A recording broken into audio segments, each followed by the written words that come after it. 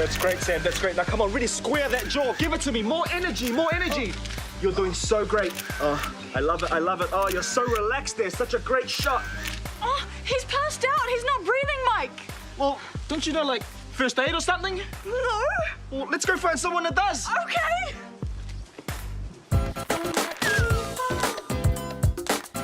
If you were ever first on the scene of an accident and need to assist with any injuries, knowing first aid could save someone's life. But what is first aid and what do you need to know about it? We're here at the St. John Training Centre in Auckland to find out some life-saving skills. Let's go. Hi. Hi. Hey, bro. Okay. Everybody, this is Derek, advanced paramedic for the St. John. Derek, what is first aid? Pretty much those first steps that are taken before the ambulance gets there, where they can put the patient in the recovery position, they can check the airway, control any bleeding, or start CPR. It's not doctors or paramedics looking after the people, it's the person that first arrives on the scene. That's right. And if those steps are taken before we get there, when we get there, our job is easier, plus there's more benefit for the patient at the end of the day. So what does St. John do in terms of teaching people about first aid? They've got the 2-day course where everyone can go and learn first aid, and they've got the Safe Kids program, which is out there too. So how many people in New Zealand will be learning first aid? Well, currently we've got 55,000 doing the courses a year. So how could we find out more about first aid? That's where I can introduce you to Libby, one of our first aid tutors, and she'll go through the basics with you. Sweet, well thank you, Derek, for talking to us. Thank you for your Thank time. you, Derek. Let's go meet Libby.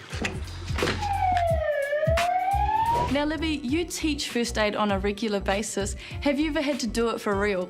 Yes. There's been a number of incidences. It could be anything from someone falling over, maybe spraining their ankle, breaking their leg, cutting themselves, anything and everything. Is there a chance that when you're administering first aid to someone that you can actually make it worse? It really depends on the situation. A common one is, for example, CPR. People are scared of breaking ribs. Yeah. But when it comes down to it, anyone who has had CPR on them would rather wake up finding they've got broken ribs rather than not waking up at all.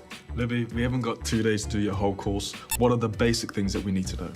The basic things is, first of all, you need to make sure a person's actually breathing. So if they're not breathing, then you do CPR. If you see a bleed, then you stop it. It's the two most important things. And how do you do CPR? Well, we've provided you with some mini ants here in these boxes.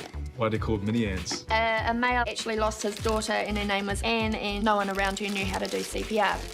So he invented the mannequin to teach people how to do CPR. You can give your mini Anne any name you would like. I name you Beyonce. Dreamer. We have a dreamer. All right, so what's the first thing we need to know? Well, now that Beyonce and John Key. yeah, okay. John Key are ready. Here's one I prepared earlier. Okay, the first thing you need to do is check for safety. Make sure the scene's safe. Not with Mike here. Come on. Okay, so it may be that we need to remove him. Next thing you do is check for a response, and we do this with a gentle shake and shout. So, hello, can you hear me? Hello. Okay, and obviously they're not responding.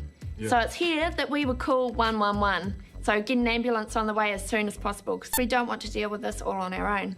Next, we're going to open the airway. We do this with a simple head tilt, chin lift. We check for breathing. We do this with a look, listen, feel. We look for the chest rising up and down. We listen for the sound of breathing, and we feel for the warmth on our cheek. Okay, and if they're not breathing, then we go straight into CPR. So for an adult, we start with compressions. Keep your arms locked and press down 4 to 5 centimetres. Yeah, and we do this 30 times. So 1, 2, 3, 4. So how do you know how fast or how slow to push? There's a song that you can actually sing to yourself, or there's a number of songs. The one I like to go with is row, row, row your boat gently down the stream. Merrily, merrily, merrily, merrily, life is but a dream. If you sing that through twice, it gives you 31 compressions. Oh. So you don't have to worry about trying to keep count in your head of, I lost count. Yep. You just sing that through twice and you got 31. Then we go on to giving 2 breaths. How long do you have to keep doing CPR for? Until the ambulance arrives. Yeah, just because that person, as soon as he stops, they no longer have a chance at surviving. Is CPR the only thing you need to know? Nah, if someone's bleeding out all over the show, then CPR is just not relevant. Because if you don't stop this bleed, they're just going to keep bleeding out. They're going to get worse and worse. choice. Well, thank you very much, Libby. No and worries. all the great people at St. John for showing us how important first aid is. To enroll in a course or find out more, just log onto this website, and who knows, you might be saving someone's life one day. Row, row, row your boat gently down the stream. And now it's prize time. If you log onto our website and tell us what kind of water salt comes from, you can be in to win these amazing prizes. This first aid kit, an emergency handbook, This Beach Street t-shirt. This Pussycat Doll CD. And don't forget, coming up after the break, we find out who wins Beach Street's next top model, and I get all salty. Sam, what are you doing? Leave her alone, Solid.